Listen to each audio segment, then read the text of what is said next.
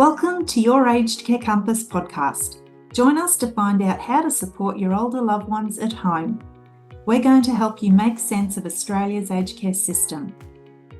We talk about legal and financial considerations for ageing and how chronic health conditions impact your older loved ones' well-being. And we share real-life stories of where it went wrong for people and how we got them back on track. Hi listeners, and welcome to today's episode. We've had lots of requests to have episodes relating to dementia, which are in the pipeline of production. So we thought we'd chat about our own father and how he was diagnosed with Alzheimer's disease and then mixed pathology dementia. Coral, you were closely involved in the process of investigation that led to the eventual diagnosis of Dad's dementia. Tell us how that came about. Sure, Shell. So 2010 was a big year in our family. As you would recall, Mum was very unwell and had a prolonged admission to hospital. Dad's sister had been given a terminal diagnosis and she lived interstate and had no family of her own. There was a lot of support kind of expected from our family to support our aunt. And, Dad, he wanted to go and visit his sister and be as supportive as he could. During this time, I noticed that Dad was becoming withdrawn and he'd become sort of muddled in his thinking. At this time, I wondered if it was depression, given the weight of sadness and the difficult situation he was experiencing. So I pushed Dad's GP to refer to a geriatrician. Dad saw the geriatrician, and at that time he was diagnosed with depression and was prescribed antidepressant medication. And for a period of time, he seemed to improve. But over time, the loss of interest in things that he used to do, and his social withdrawal and his forgetfulness persisted. I knew in my heart that Dad was, what he was presenting as, what he was moving towards, and I just knew it was going to be more than depression. Yeah. And on that point, Coral, could the geriatrician have made a diagnosis of dementia at the same time as diagnosing the depression? No, not really, Shell. Depression and early cognitive impairment can look similar. So it's important to take the time to arrive at a diagnosis of dementia, and in doing so, rule out other causes that look like a dementia. A geriatrician will never diagnose dementia in the first instance of meeting someone. Okay. So what happened next? So I arranged for Dad to have a review with the geriatrician. At the review, the geriatrician considered Dad's response to the antidepressant medication, and he considered the preceding months, putting together a picture of what had changed. At this consultation, he diagnosed Dad with mild cognitive impairment. So his diagnosis of depression remained, but now he had another diagnosis. Coral, what was the time frame between those two geriatrician visits?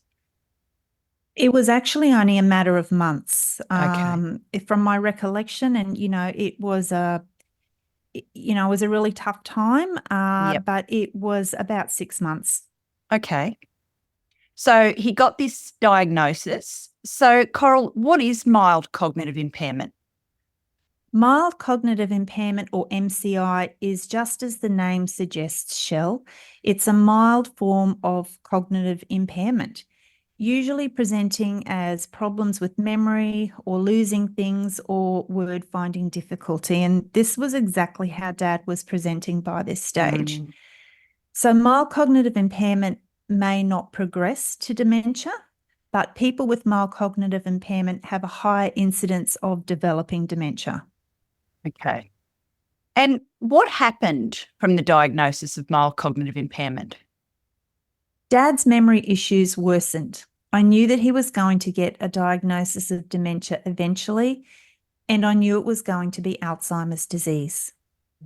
Dad had another review with the geriatrician, and he went with Mum to this review.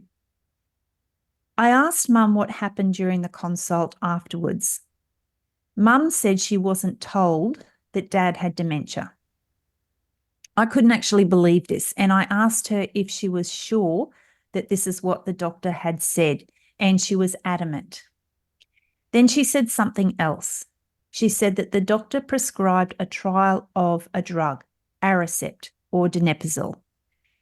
And my heart sank, not because I knew that that meant a diagnosis of Alzheimer's disease, but because the geriatrician hadn't told Mum or Dad that he did have dementia, and it was the Alzheimer's type.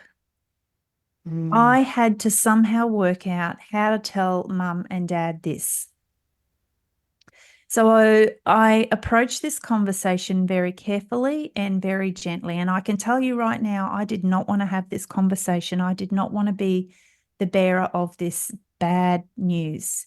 And Coral, I don't think you should have been the one to have that conversation. And I completely agree with you, Shell. You know, I should not have been. I should have just been the daughter. Yes. But I had to step into that clinical role and explain to them what had happened and what it really meant. And yeah, it was a bit rough. Yep. So Mum was insistent that the doctor said that the Aricept was a trial. And the way Mum interpreted this was that there wasn't a diagnosis of Alzheimer's disease. But trial in terms that the geriatrician was using was to see if the medication was agreeable with Dad and he wouldn't experience side effects. Yep. It was the hardest conversation because Mum couldn't accept what the reality was because the geriatrician didn't use the words dementia. Coincidentally, I ran into the geriatrician while walking my dogs one morning about 2 weeks later. And I was so curious as to why he hadn't spelt it out to Mum and Dad, why he had prescribed Aricept. He said, well, your dad has Alzheimer's disease, so I've prescribed him some medication to see if it makes a difference. And I can still remember this so clearly. You know, even after all these years, I remember standing in the park and he had his dog and I had my dogs, and I can just see it like it was yesterday. Wow. And I said to him at this time, so did you tell my mum and dad that Dad has Alzheimer's disease? And he just looked at me straight in the eye and said no, like it was totally okay. And I remember standing there just looking at him and I was completely lost for words. I didn't even know what to say. That's appalling. How did that make you feel? Oh, I was really angry, Shell. I was really angry and really sorry for myself because I was the one that had to have this difficult conversation with my mum and dad.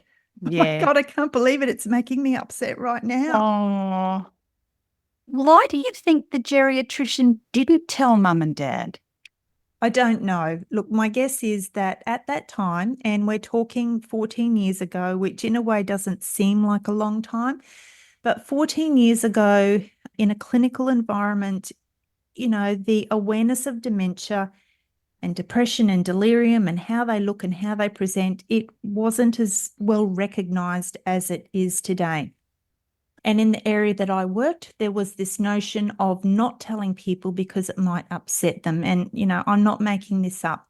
I had conversations with my colleagues about this situation and, you know, they confirmed with me that that was their experience as well. That is really hard to comprehend. FlexiCare is a not-for-profit organisation which supports older people living in Brisbane's southern suburbs to live their best lives in their own homes and communities.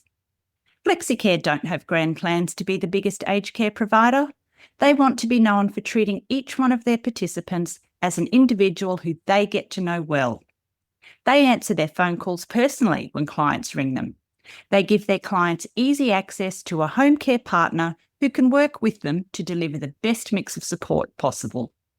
If you're in Brisbane South and want to know more, give their friendly team a call on 07 3422 8400 or check out their website flexi.org.au.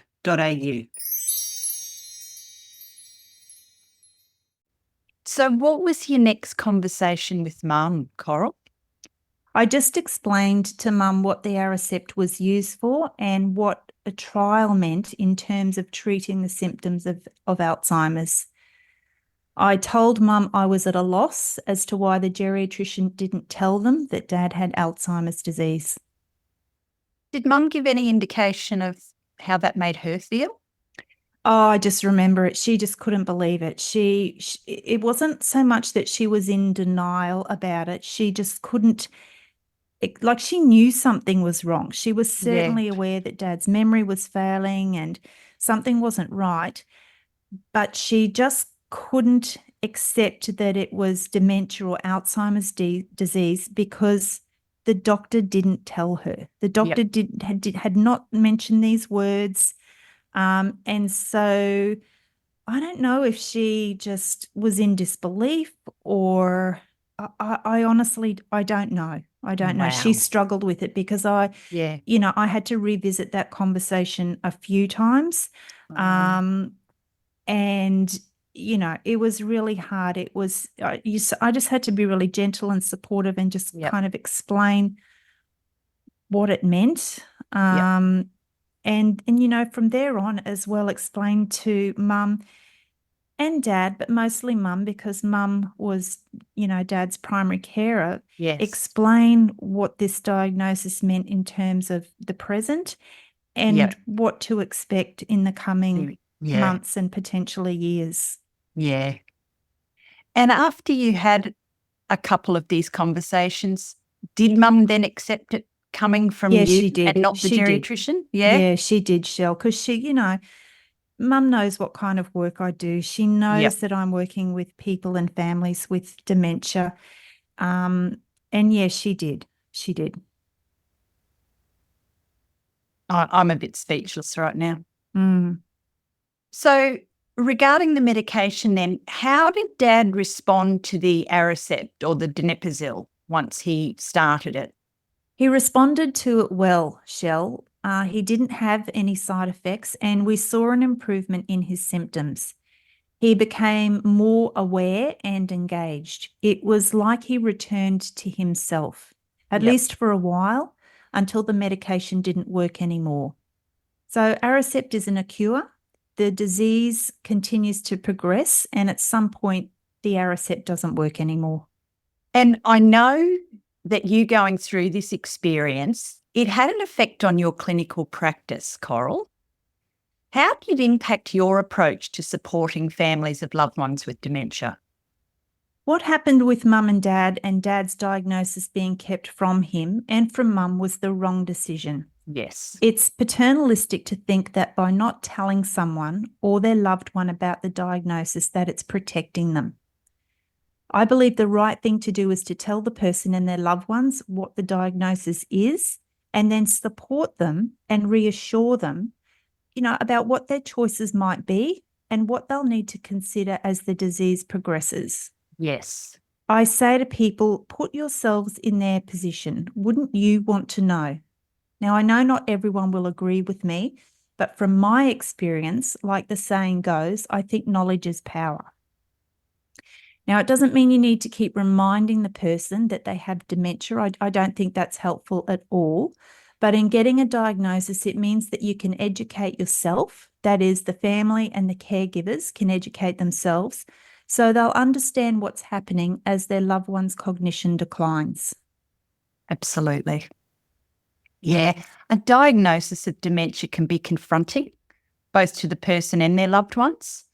However, understanding what's ahead and knowing what to expect will help you make appropriate decisions and choices as you move through the various stages of the disease. And I agree, Coral, that knowledge is power. I also believe that having knowledge can help reduce some of the stress as the disease progresses. I think we're not done with this topic though. Next week will be our monthly Ask Me Anything episode, but I think we should continue this conversation, Coral. There's more to this story, and as you, our listeners, have said, you want to know more about how dementia impacts the person and their family. I'll see you all next week in the Ask Me Anything episode. and hope you'll join us the following week for more of our story about Dad and his dementia. Hey Care community, thanks for listening to this episode. So you never miss a show, make sure you subscribe to our podcast. If you'd like to know more about what we do, head to our website, cmeacn.com.au.